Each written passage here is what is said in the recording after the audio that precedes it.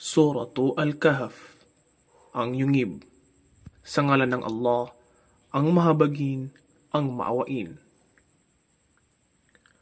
Alhamdulillah, ang lahat ng papuri ay sa Allah na siyang nagbaba o nagpahayag ng aklat, Quran sa kanyang alipin, si Muhammad, at walang inilagay dito ng anumang kalisan o kabaluktutan.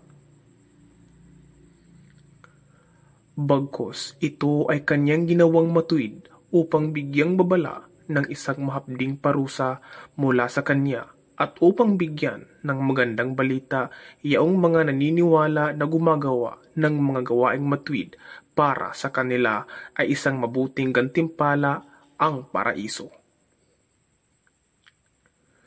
Na sila ay mamamalagi roon ng walang hanggan.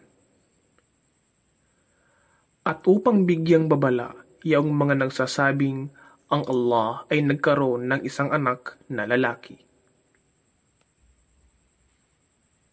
Sila ay walang tamang kaalaman tungkol dito at maging ang kanilang mga ninuno. Sadyang kakilakilabot ang salitang namumutawi sa kanilang mga bibig sapagkat sila ay walang sinasabi maliban sa kasinungalingan. Kaya marahil ikaw o Muhammad ay nagnanais na iyong patayin ang iyong sarili sa pamamagitan ng kalungkutan nang dahil sa kanilang hindi paniniwala sa salaysay, Quran na ito at bunga ng pighati. Katotohanan, aming ginawa ang anumang nasa kalupaan bilang palamuti para rito upang sila ay aming subukan kung alin nga ba sa kanila ang pinakamabuti sa gawa. At katotohanan, aming gagawin ang anumang nasa ibabaw nito ng mundo na maging isang hungkag na tambak ng lupa. O inakala mo ba na ang mga kasamahan, mga kabataang lalaki sa iyong at ang mga inskripsyon ay kabilang sa aming mga ayat himala na kagilagilalas?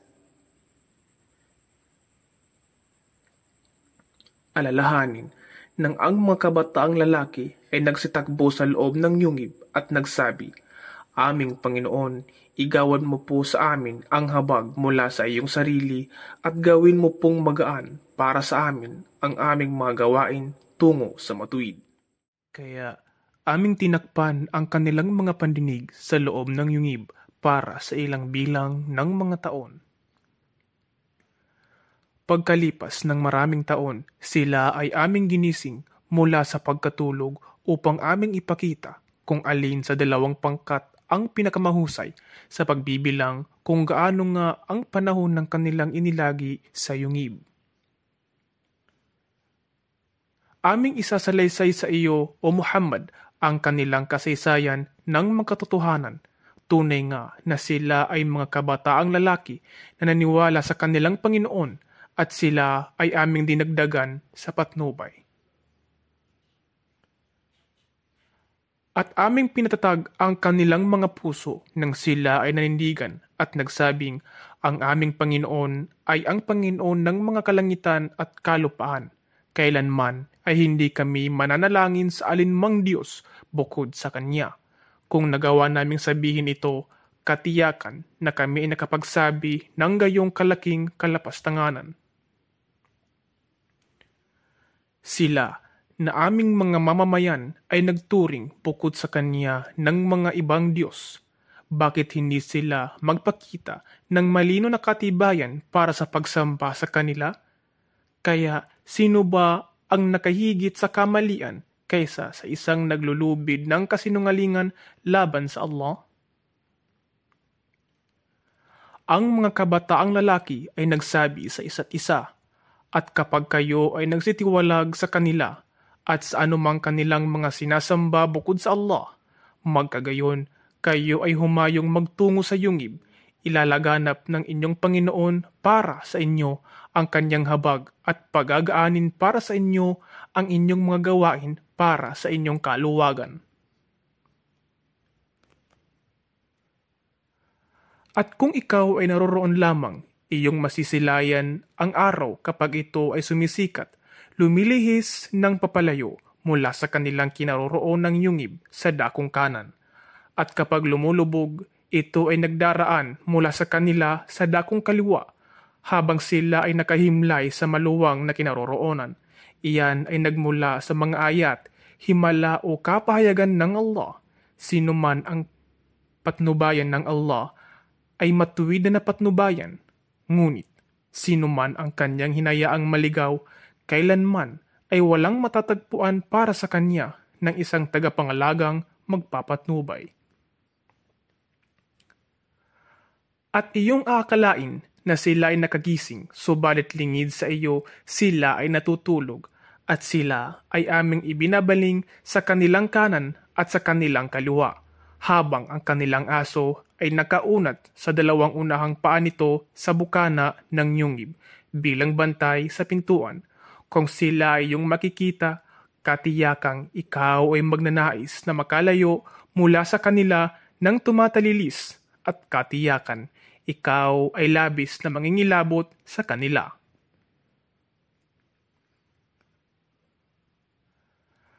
At ganyan nga namin sila ginising upang sakali sila ay mag-usisa sa isa't isa. Ang tagapagsalita mula sa kanila ay nagsabi, "Gaano ba kayo katagal na nanatili rito?" Sila ay sumagot, "Kami ay nanatili ng isang araw o bahagi ng maghapon." Sila ay nagsabi, "Ang inyong Panginoon ang siyang tunay na nakababatid kung gaano nga katagal ang inyong inilagi rito. Kaya inyong ipadala ang isa sa inyo sa bayan, dala ang inyong baryang pilak na ito, at hayaan siyang humanap ng anumang pinakamabuting pagkain, at siya ay magdala para sa inyo ng pagkain mula roon. At dapat siyang maging maingat, at huwag ninyong hayaang kayo ay makilala ng isa man sa kanila." Katotohanan, kung kayo ay kanilang makikilala, kayo ay kanilang babatuhin hanggang mamatay, o kayo ay kanilang ibabalik sa kanilang relihiyon, at sanhin nito hindi ninyo magagawang magtagumpay ng gayon kailanman. At tulad ng kung paano namin sila hinayaang matulog ng matagal at gisingin ay, ganyan namin pinangyaring sila, mga kabataang lalaki, ay matagpuan upang ang mga taong nakatagpo sa kanilang kalagayan ay kanilang mapag-alaman na ang pangako ng Allah ay totoo, at na ang tungkol sa pagsapit ng takdang oras ay walang alinlangan. Iyon ay nang sila, mga taong bayan, ay nagsipagtalo-talo sa isa't isa tungkol sa kanilang kalagayan, at sila ay nagsabi, ipagtayo sila ng mga gusali sa kanilang ibabaw sa pasukan ng yungib.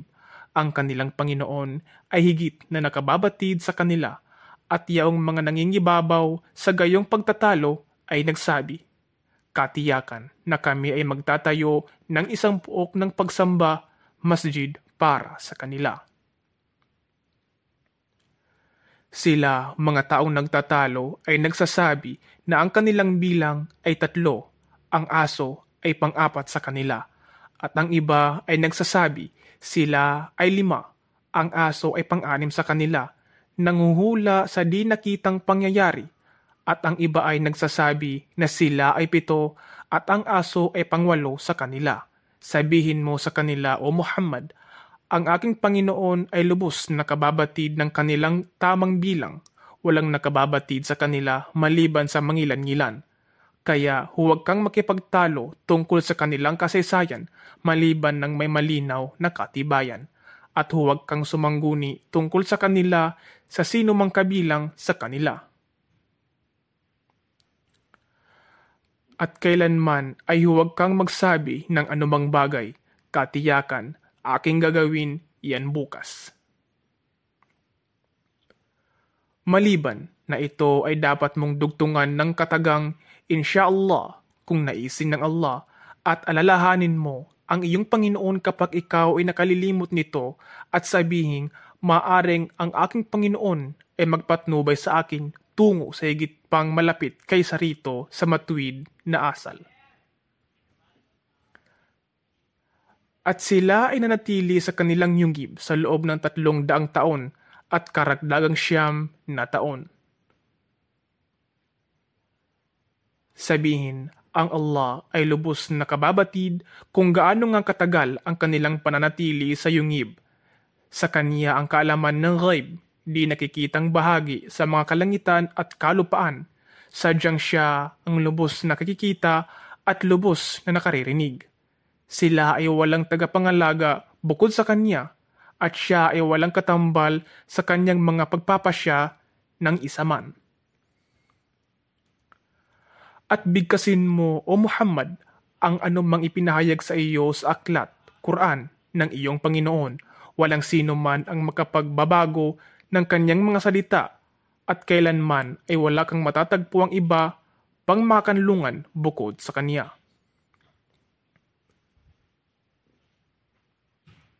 At panatilihin mo ang iyong sarili, O Muhammad, sa pagtitiis, sa pamamagitan ng pagiging kasama niyang mga nananalangin sa kanilang Panginoon sa umaga at hapon. Kanilang hinahangad ang kanyang mukha, lugod, at huwag mong hayaang sila ay makaligtaan ng iyong mga mata, sanhi ng pagnanasa sa kinang ng makamundong buhay, at huwag kang sumunod sa sinumang ang puso ay aming ginawang salat sa aming pag-alaala, at na sumusunod sa kanyang pagnanasa, at na ang mga gawain o tungkulin ay lagi nang kinaliligtaan. At sabihin, ang katotohanan ay nagmula sa iyong Panginoon, kaya sino man ang magnais, hayaan siyang maniwala. At sino man ang magnais, hayaan siyang hindi maniwala. Katotohanan, aming inihanda para sa mga mapaggawa ng kamalian, ang isang apoy na ang mga dingding nito ay papalibot sa kanila. At kung sila ay humingi ng ginhawa, tulong, sila ay pagiginhawain ng tubig na tulad ng kumukulong langis na lalapnos sa kanilang mga mukha. Sadyang napakasamang inumin at napakasamang hantungan. Katotohanan, yaong mga naniwala at gumawa ng mga gawaing matuwid, katiyakan na hindi namin hahayaang mawala ang gantimpala ng sino mang nakagawa ng kabutihan. Sila yaong mga magkakaroon ng hardin ng Eden, walang hanggang pamamalagi. Sa ilalim nito ay may mga ilog na umaagos. Sila ay gagayakan doon ng mga pulseras na yari sa ginto at bibihisan ng mamahaling kasuotang berdeng manipis at makapal na sutla, hinabi mula sa magandang disenyo. At sila ay magsisipagsandal doon sa mga pinalamuti ang sandalan. Ito ang pinakamainam na gantimpala at pinakamabuting hantungan. At ilahad mo para sa kanila ang halimbawa ng dalawang lalaki. Ang isa sa kanila ay aming binigyan ng 2 hardin ng ubas, at aming pinalibutan ang 2 harding ito ng mga puno ng datiles, at inilagay sa pagitan ng mga ito ang mga bukiring pananim. Bawat isa sa 2 harding ito ay nagbigay ng kanyang mga bunga, at ito ay hindi nawalan kahit anuman, at doon sa 2 hardin ay aming pinapangyaring umagos ang isang ilog. At siya ay nagkaroon ng thamar, bungang kahoy, at siya ay nagsabi sa kanyang kasamahan ng may pagmamalaki habang siya ay nakikipag-usap sa kanya, "Ako ay nakahigit sa iyo sa rami ng yaman at nakahigit sa bilang ng mga tauhan." At siya ay nagtungo sa kanyang hardin habang siya ay mapaggawa ng kamalian sa kanyang sarili. Siya ay nagsabi, "Hindi ko iniisip kailanman na ito ay maglalaho." At hindi ko iniisip na ang takdang oras ay magaganap, at kung ako man ay muling ibabalik sa aking Panginoon sa araw ng pagkabuhay na muli, katiyakang aking matatagpuan ang higit pa kaysa rito bilang kapalit. Ang kanyang kasamahan ay nagsabi sa kanya habang siya ay nakikipag-usap sa kanya, "Ikaw ba ay hindi naniniwala sa kanya na siyang lumikha sa iyo mula sa alabok at pagkaraan mula sa similya, at pagkaraan ikaw ay hinubog bilang isang tao?" Ngunit para sa akin, siya ang Allah, ang aking Panginoon, at ako ay hindi magtatambal sa aking Panginoon ng isa man sa pagsamba. At bakit hindi mo nagawang magsabi nang ikaw ay pumasok sa iyong hardin na anuman ang naisin ng Allah ay magaganap, walang lakas o kapangyarihan maliban sa Allah? Bagaman nakikita mong hindi ako nakahigit sa iyo sa yaman at mga anak. Maaaring ang aking Panginoon ay magbigay sa akin ng ano pa mang higit na mabuti kaysa sa iyong mga hardin at magpadala rito sa iyong hardin ng salot mula sa langit. Pagkatapos, ang hardin ito ay magiging isang lupang hungkag na maalikabok. O ang tubig nito ng hardin ay bumaba sa kailaliman ng lupa upang ito ay hindi mo na magagawa pang hanapin kailanman.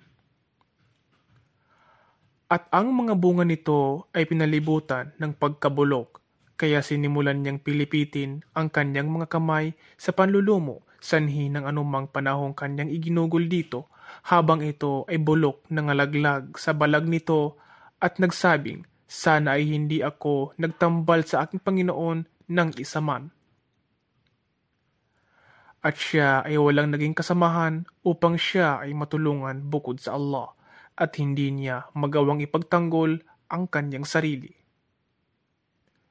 Iyon sa araw na ang walaya, ganap na pagsunod at paghatol ay sa Allah lamang ang katotohanan, at siya ang pinakamahusay sa paggawad ng gantimpala at pinakamabuting wakas. At ilahad mo para sa kanila ang paghahalintulad ng buhay sa mundong ito. Tulad nito ay tubig, ulan na aming ibinaba mula sa kalangitan, at ito ay sinisipsip ng pananim ng lupa, at pagkaraan, yumabong ay maging tuyong dayaming ikinalat ng hangin, at ang Allah ay nakapangyayari sa lahat ng bagay. Ang yaman at mga anak ay palamuti lamang ng buhay sa mundong ito, ngunit ang mga gawaing matuwid na nagtatagal ay siyang mabuti sa paningin ng iyong Panginoon para sa gantimpala at mabuting pinagmumulan ng pag-asa. At magbabala sa araw na aming tatanggalin ang mga bundok at iyong makikita ang kalupaan na nakatiwangwang, at sila ay aming titipuning lahat, at kahit isa man sa kanila ay walang maiiwan. At sila ay dadalhin sa harapan ng kanilang Panginoon na magkakahanay, at siya ay magsasabi, katiyakan nga na ngayon kayo ay nagsirating sa amin tulad din ng kayo ay aming unang likhain, ngunit inyong inakala na kailanman kami ay hindi makagagawa para sa inyo ng isang takdang tipanan. At ang talaan ng mga gawa ay ilalagay ng nakabukas, at inyong makikita ang mga mapaggawa ng kabugtutan na nangatatakot sa anumang nilalaman niyon.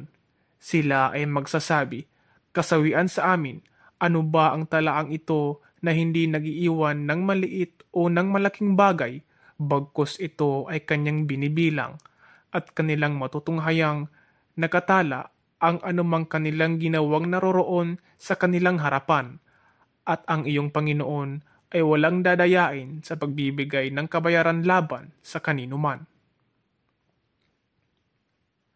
At alalahanin ng aming sabihin sa mga anghel, magpatira pa kayo kay Adan, kaya sila ay nagpatira pa maliban kay Iblis, Satanas. Siya ay mula sa mga jin, siya ay sumuway sa kautusan ng kanyang Panginoon.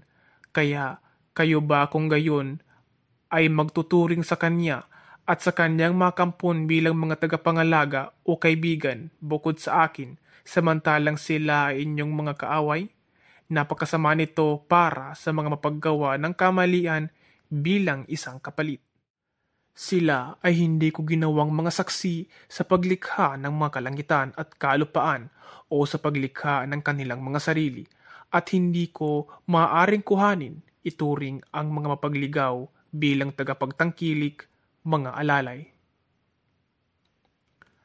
at magbabala sa araw na iyon na siya ay magsasabing, manawagan kayo sa inakala ninyong aking mga katambal, at sila ay magsisipanawagan sa kanila, ngunit sila ay hindi makatutugon sa kanila, at kami ay maglalagay sa kanilang pagitan ng isang lambak ng kapariwaraan. At makikita ng mga mapaggawa ng kabuktutan ang apoy at kanilang matitiyak na sila ay mahuhulog doon, at sila ay walang matatagpuan daan saan mang dako mula rito upang makawala. At katiyakan aming iniba-iba rito sa Quran ang bawat uri ng paghahalintulad para sa tao. Ngunit ang tao ay lagi nang nahuhulog sa pakikipagtalo sa alinmang bagay.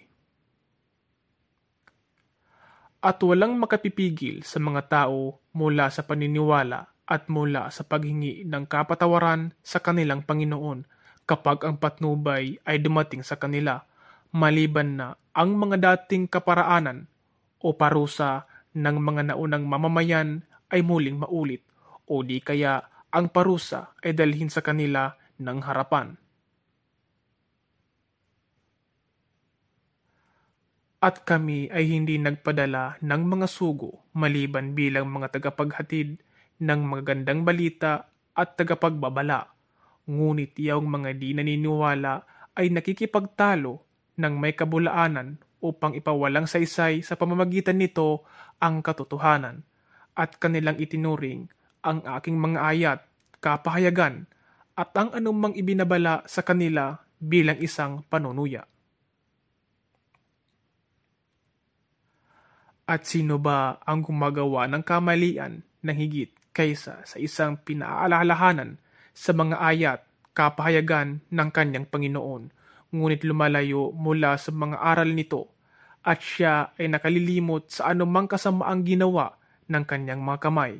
Katotohanan, aming nilagyan ang kanilang puso ng takip upang sila ay hindi makaunawa nito, at ang kanilang mga tainga ng kabingihan. At kung ikaw man, o Muhammad, ay mag-anyaya sa kanila sa patnubay, sila ay hindi mapapatnubayan kailanman.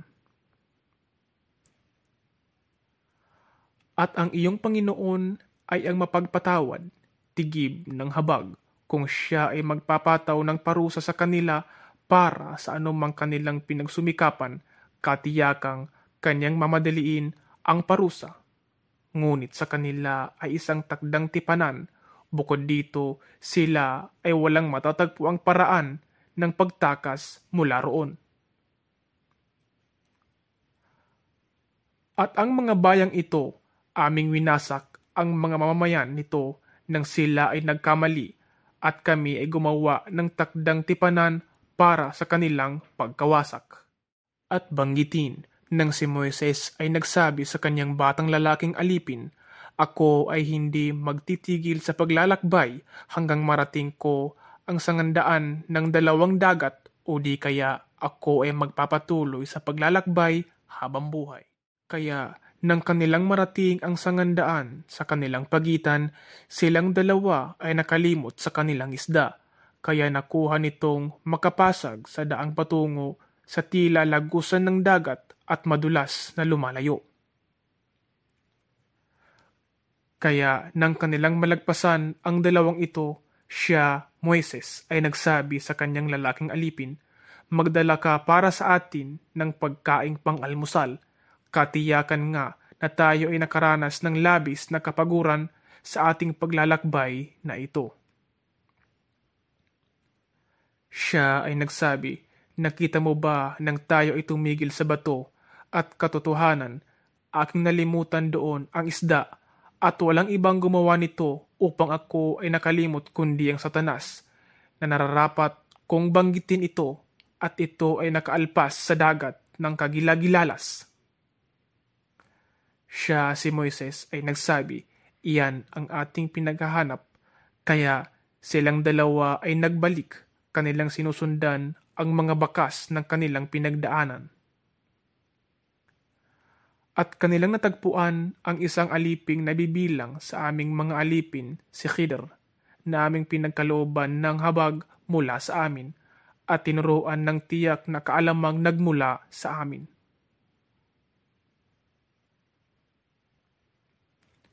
At siya, si Moises, ay nagsabi sa kanya kay Khidir, "Maari bang ako ay sumunod sa iyo sa kasunduan na ako ay iyong turuan ng matuwid na paghatol mula sa ano pamang na ituro sa iyo?"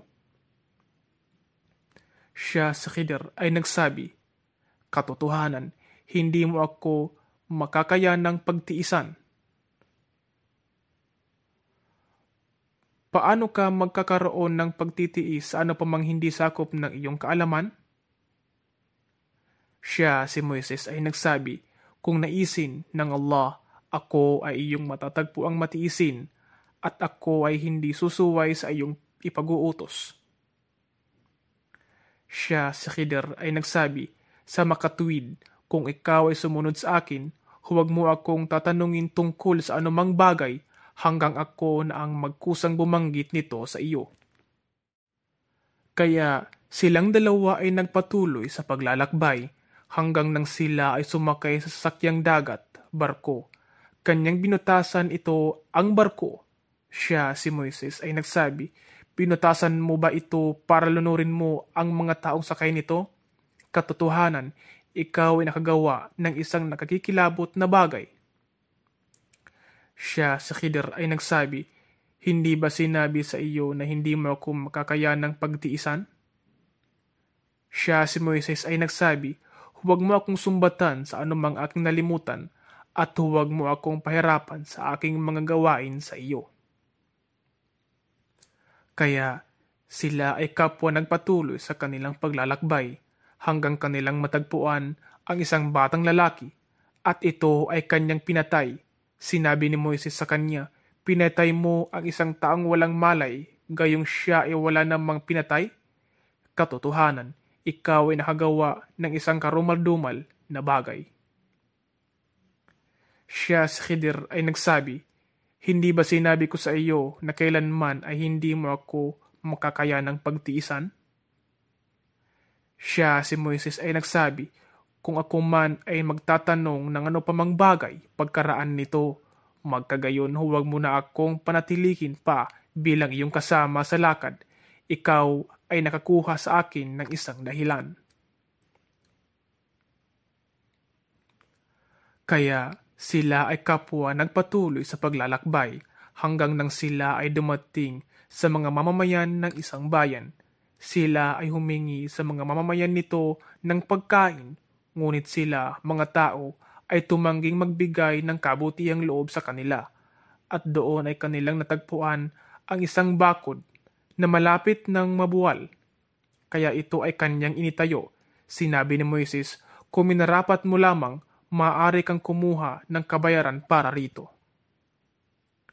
Siya, si Khidir, ay nagsabi, "Ito ang oras ng paghihiwalay sa pagitan ko at sa pagitan mo, at aking ipaliliwanag sa iyo ang tungkol sa kahulugan ng anumang hindi mo na kayanang pagtiisan sa akin." Tungkol sa barko, ito ay pag-aari ng mga mahihirap na mamamayan na naghahanap buhay sa dagat. Kaya nilayon kong sirain ito sapagkat may isang hari na sa kanilang likuran ay kinukuha ng sapilitan ang bawat maayos na sasakyang dagat. At tungkol sa batang lalaki, ang kanyang mga magulang ay tunay na naniniwala at aming pinangambahan na sila, mga magulang, ay kanyang lapastanganin sa pamamagitan ng pagsuway at kawalan ng paniniwala. Kaya kami ay naglayo na ang kanilang Panginoon ay dapat magpalit para sa kanila ng isang nakahigit sa kanya sa kadalisayan at higit na malapit sa habag. At tungkol sa bakod, ito ay pag-aari ng 2 ulilang batang lalaki sa bayan, at sa ilalim nito ng bakod ay may kayamanang nakabaon para sa kanila, at ang kanilang ama ay isang matuwid na tao. Kaya ang iyong Panginoon ay nagtakda na sila ay sumapit sa kanilang wastong gulang at kuhanin ang kanilang kayamanan bilang habag mula sa iyong Panginoon. At hindi ko ginawa ito ng ayon sa aking sariling pagkukusa. Iyan ang kahulugan ng mga iyon na siya mong hindi nagawang pagtiisan. At sila ay nagtatanong sa iyo, O Muhammad, tungkol kay Dhul-Qarnayn. Sabihin, aking bibigkasin sa inyo ang isang pag-uulat na nauukol sa kanya. Katotohanan, siya ay aming binigyan ng kakayahan upang makapaglakbay sa kalupaan at aming ipinagkaloob sa kanya ang lahat ng bagay na kapaki-pakinabang. Kaya sinunod niya ang isang landasin o kaparaanan sa paglakbay. Hanggang nang siya ay makarating sa puok na nilulubugan ng araw, natagpuan niya na tila ito ay nakatirik sa isang bukal na may maitim na putik at kanyang natagpuan na malapit dito ang isang pamayanan. At aming sinabi, O Dhul-Qarnayn, sila ay maaari mong parusahan o di kaya sila ay pakitunguhan mo ng mabuti. Siya ay nagsabi, para sa sino mang gumagawa ng kamalian, siya ay aming parurusahan, at pagkaraan, siya ay muling ibabalik sa kanyang Panginoon, at siya ang magpaparusa sa kanya ng kagimbal-gimbal na parusa sa impyerno. Ngunit para sa sino mang naniniwala sa kaisahan ng Allah at gumagawa ng mga gawaing matuwid, sa kanya ay pinakamabuting gantimpala ang paraiso, at kami, Dhul-Qarnayn, ay mangungusap sa kanya mula sa aming kautusan ng magaan. Pagkaraan, sinunod niya ang isang landasin o kaparaanan sa paglakbay.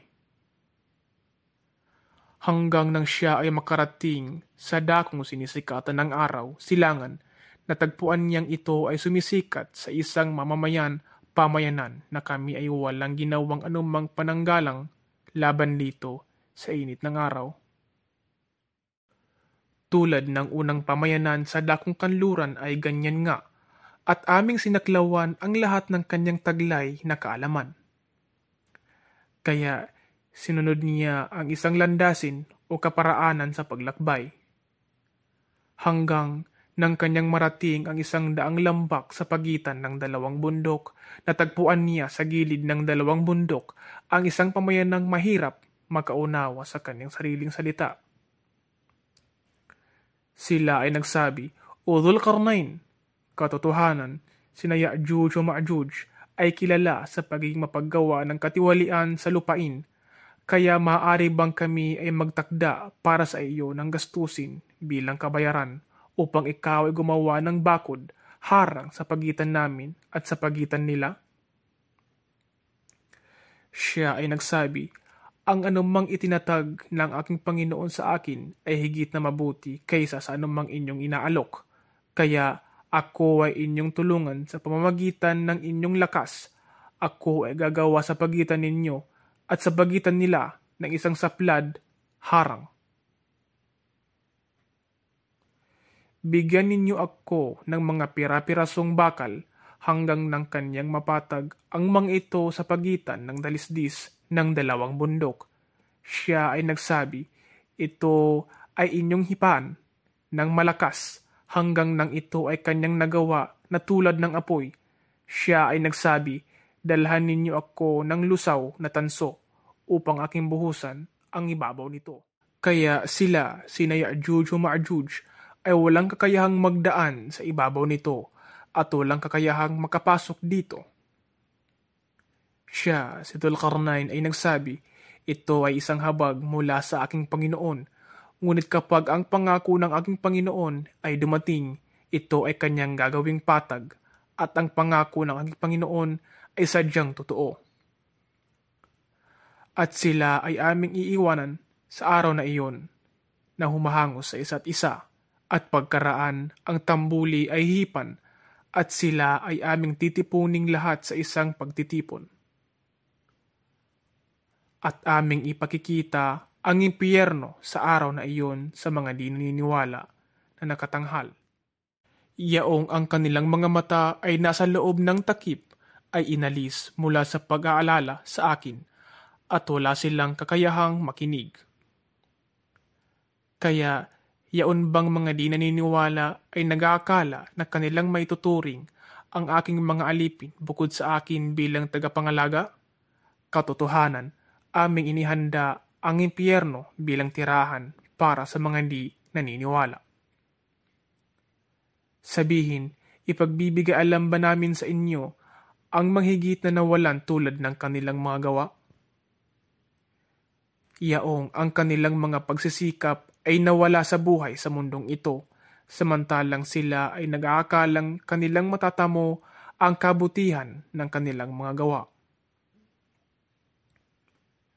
Sila yaong mga di naniniwala sa mga ayat, kapahayagan ng kanilang Panginoon at di naniniwala sa pakikipagharap sa Kanya sa kabilang buhay.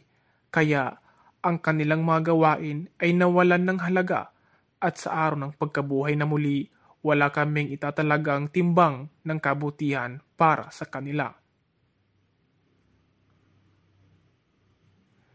Iyan ang kanilang kabayaran, ang impyerno, bilang parusa para sa anumang kanilang pagtakwil sapagkat sila ay nagturing sa aking mga ayat, kapahayagan at sa aking mga sugo ng may pangungutya.